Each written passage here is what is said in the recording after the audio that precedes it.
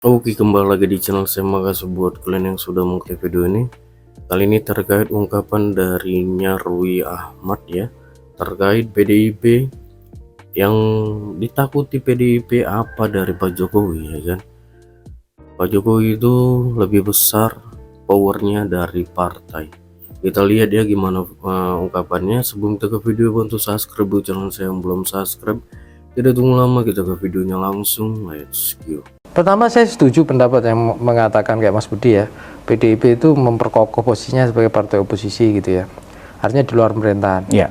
Tapi dengan berbagai diskursus yang berkembang ya, beberapa minggu terakhir, kadangkala publik juga bertanya atau melihat ya, ini sebenarnya PDIP ini oposisi terhadap Prabowo Gibran gitu, atau oposisi terhadap Jokowi gitu. Jadi kenapa? Karena kan banyak sekali beberapa kritik sebenarnya langsung tidak langsung itu terkait Jokowi. Misalnya kayak PPN gitu ya.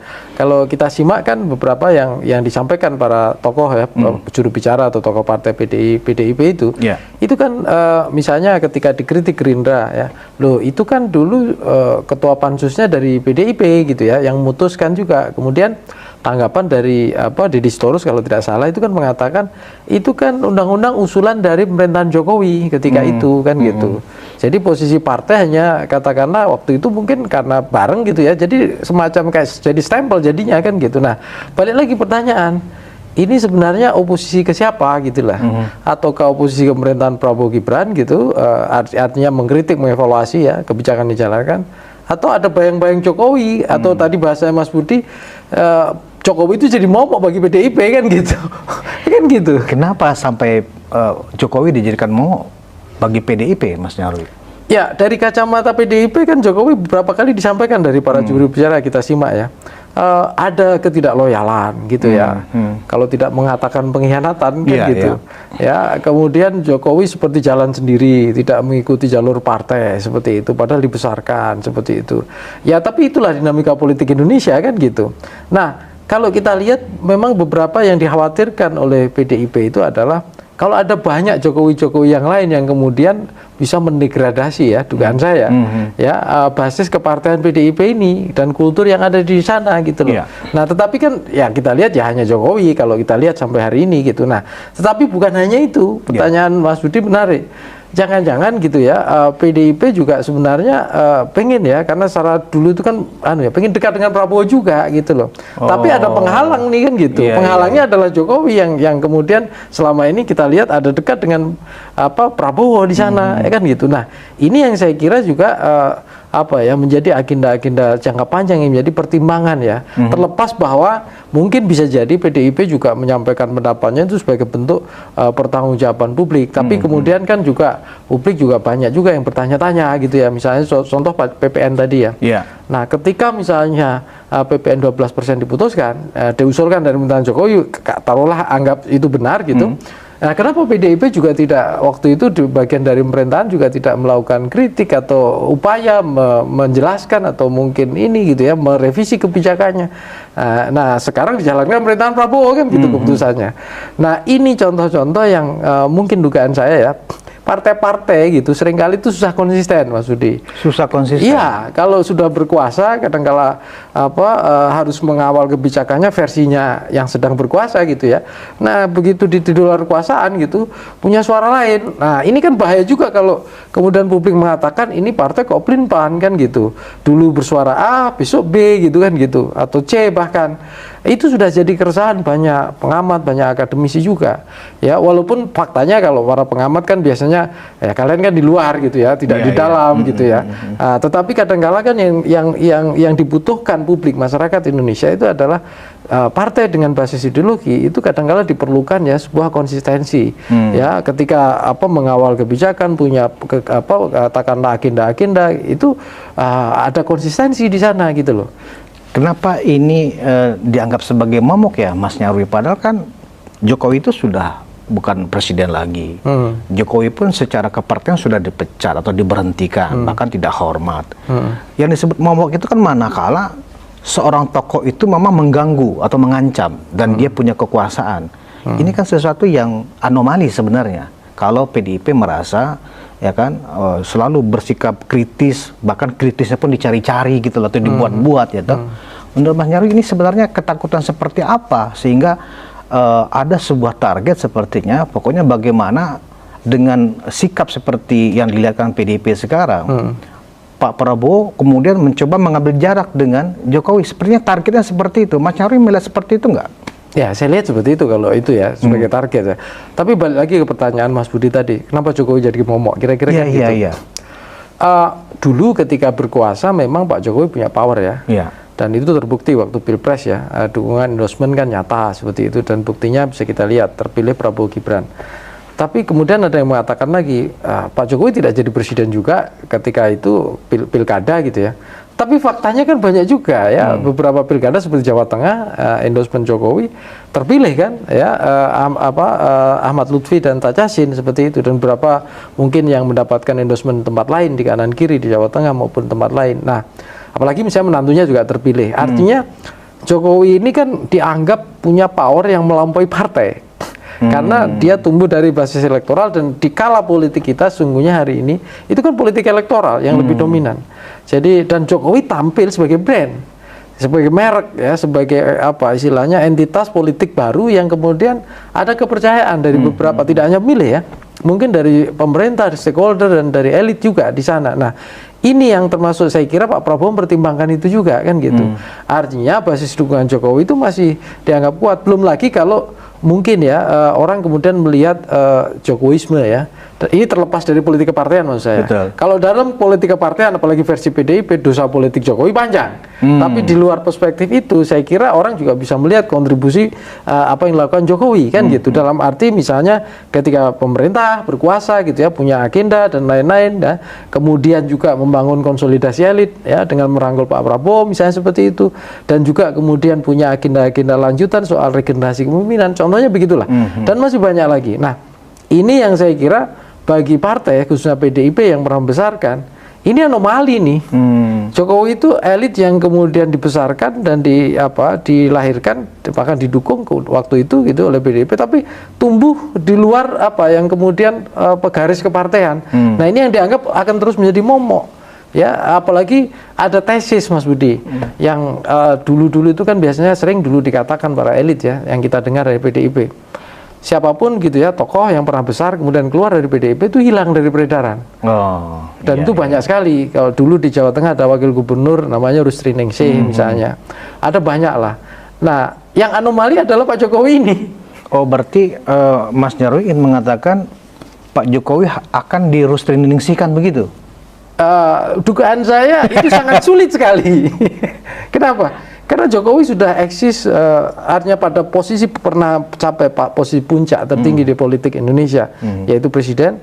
Kemudian punya juga brand trust yang kuat ya di kalangan pemilih dan juga elit juga. Buktinya banyak partai yang menunggu-nunggu kan gitu. Golkar menunggu kapan Pak Jokowi ini pakai baju jaket kuning, kira-kira gitu. Walaupun sering sih. Kemarin-kemarin kita lihat juga misalnya. Nah, ada juga saya kira banyak tokoh yang mengharapkan endorsement Pak Jokowi. Buktinya kita lihat kan masih sering tuh didatengin kan gitu. Kapan kita dengar misalnya Sandiaga Uno gitu ya datang ke Pak Jokowi gitu. Siapa lagi? Banyak lah kalau kita absen gitu ya. Artinya Pak Jokowi masih punya soft power yang melampaui partai politik. Ini bisa menjadi berkah ya, berkah dalam arti di Indonesia itu kadang-kala dibutuhkan elit yang mampu mengkonsolidasikan beyond kepentingan politik partai. Tapi bagi organisasi partai kadang-kala dianggap menjadi penghalang. Apalagi partai model kayak PDIP yang basis keorganisasiannya itu ada disiplin partai dan seterusnya gitu loh. Nah, sebenarnya Mas Budius, ini itu mencerminkan ya kontestasi populisme yang coba dikembangkan basisnya partai dengan populisme yang sebenarnya beyond partai atau di luar partai yang basisnya personal, personalisasi kayak Pak Jokowi. Banyak yang mengatakan Pak Jokowi itu politisi yang berhasil, termasuk paling berhasil melakukan kemampuan untuk mengelola brand dirinya.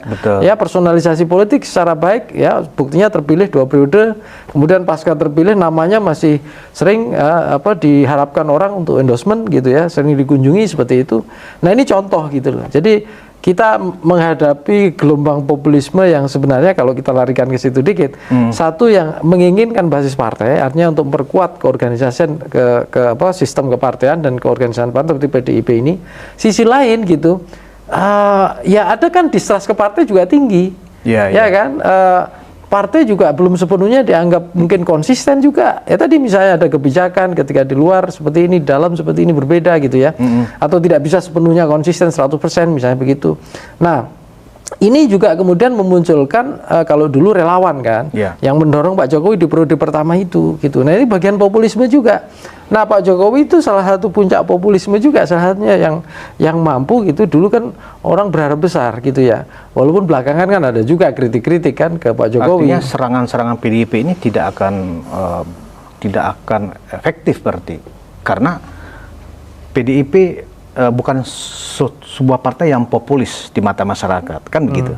Sementara yang diserangnya adalah seorang tokoh politik, ya, yang justru tingkat populismenya sangat tinggi. Jadi kan jomplang ini. Ya, begini, bukan hanya itu kendalanya. Sebenarnya spirit PDIP lumayan populis dari sisi ideologis, tetapi kan akar kepartaian di Indonesia itu lemah, Mas Udi. Nah, berbeda dengan populisme yang di luar partai, yang itu bisa sangat kuat. Karena apa? Karena relasinya itu attachmentnya itu ke personal, bukan ke organisasi. Ini yang menurut saya kadangkala saya sendiri itu agak skeptis seberapa berhasil PDIP kalau misalnya katakanlah mau katakanlah mempersempit ya pengaruh elektoral Pak Jokowi. Karena sampai hari ini kalau kita lihat, apalagi bisa Pak Jokowi berhasil membangun keluarga-keluarganya, misalnya anaknya jadi wapres, menantunya jadi gubernur terpilih. Nah, itu kan juga simbolisasi politik personal ya, yang saya kira punya basis massa yang jelas. Jadi tantangan PDIP saya kira ya, kalau kita lihat ke depan gitu, ya kalau melihat Jokowi sebagai momok, ya itu tadi.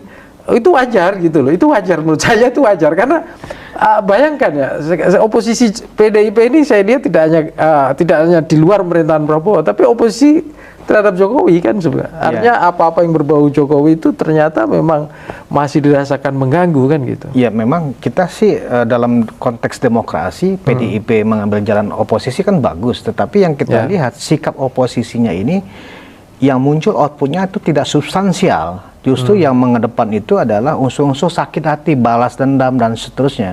Jadi cenderung memberikan narasi-narasi yang sifatnya siap perang, atau melihatkan ketidaksukaan, kebencian, bahkan fitnah seperti itu kepada sosok yang dianggap menakutkan, yaitu Jokowi. Padahal kan Jokowi kan sudah seperti kita, Mas Nyarwi, ya kan, sudah menjadi rakyat biasa. Nah, kalau kita lihat itu sebagai target, apakah sikap PDIP ini menurut Mas Nyarwi nggak salah tembak gitu loh? Karena akhirnya apa? Ketika yang ditembak itu sebenarnya Jokowi, tetapi yang merasakan dampaknya adalah pemerintahan Prabowo. Prabowo kan juga sudah mulai melihatkan reaksi, ya kan? Beberapa tokoh Gerindra juga sudah mulai memberikan semacam meluruskan informasi yang disampaikan oleh PDIP gitu loh. Elit Gerindra juga sudah mulai mengcounter apa yang disampaikan oleh PDIP. Dan bahkan terakhir kita melihat Pak Prabowo pun waktu di Mesir sudah mulai sindir menyindir lah. Misalnya masalah profesor, ya kan. Pak Prabowo menyayangkan profesor itu banyak sekarang, tapi ternyata tidak semua profesor itu pintar gitu loh. Nah, ini kan terkait dengan pernyataan sebelumnya Bu Mega bahwa saya itu 3 loh profesor saya, kan gitu. Nah, akhirnya sudah mulai sindir menyindir. Artinya tembakan yang diberikan PDIP justru yang merasakan sekarang adalah Presiden Prabowo. Ya, itu masuk akal. Ya, kenapa? Tadi kalau dikatakan salah tembak ya, sebenarnya kalau kita lihat narasi-narasi itu kan juga terlihat, Mas Budi. Kalau kita lihat kritik-kritik yang dilontarkan, bahkan sebelum pilkada langsung, pasca pilkada langsung, saya lihat kritik PDIP ke Prabowo itu tidak eksplisit, tidak muncul gitu. Tapi justru narasi-narasi yang muncul itu melihat keberadaan campur tangan langsung tidak langsung dari Pak Jokowi itu, kan gitu. Ingat ya, kemarin-kemarin kan ramai itu istilah parcok misalnya. Iya, iya. Nah, itu kan dikait-kaitkan gitu. Jokowi lagi kan? Jokowi lagi gitu kan, gitu kira-kira. Jadi, ya walaupun kemudian kan kita juga bisa lihat ya, sebenarnya kritik-kritik yang dimunculkan, kalau itu sifatnya perbaikan ya untuk sistem demokrasi, ya itu masuk akal. Tapi balik lagi, kalau kemudian sentimen publik atau katakanlah masyarakat punya persepsi gitu ya, ini apa nggak ada kerjaan lain nih selain apa PDIP selain ngomongin Jokowi kan gitu. Selain mengumbar kebencian dan dendam Iya, kepada Jokowi gitu iya, ya. misalnya begitu kan bisa aja seperti Betul, itu. betul. Atau misalnya kenapa PDIP selalu pengen apa Jokowi dengan Prabowo ini segera menjauh gitu kira-kira gitu kan. Nah, ada juga saya kira pandangan-pandangan dari masyarakat yang melihat itu. Nah, di sini ya ini bagian dari political game ya. Tapi balik lagi political game itu kan ya biasanya kalau tujuannya misalnya dalam konteks Indonesia ya merepositioningkan lagi PDIP sebagai partai yang katakanlah partai oposisi gitu ya. Kemudian dulu partai wong cilik gitu ya. Itu bagus gitu loh. Tapi kemudian kalau yang kesan yang muncul adalah kemudian PDIP ini hanya ganggu aja nih, kira-kira gitu. Nah itu yang kemudian saya kira bisa merugikan gitu loh. Yang tadi Mas Budi bilang ini salah tembak nih kan gitu. Kalau misalnya target yang dimaksudkan adalah pengen menunjukkan partai ini konsisten, partai ini punya prinsip, oke itu saya kira bagus. Tapi kalau kemudian misalnya contoh ya, partai ini apa katakanlah ini semua kok masalah-masalah warisannya Jokowi kira-kira gitu. Nah, tanpa harus ada penjelasan lah dulunya PDIP juga ada di situ misalnya begitu. Nah, ini kan kemudian muncul pertanyaan banyak orang kan gitu. Nah, ini yang saya kira justru bisa merugikan juga gitu loh. Seperti itu. Oke, itu dia videonya, gimana menurut kalian, dan sampai bertemu di video saya selanjutnya. Bye.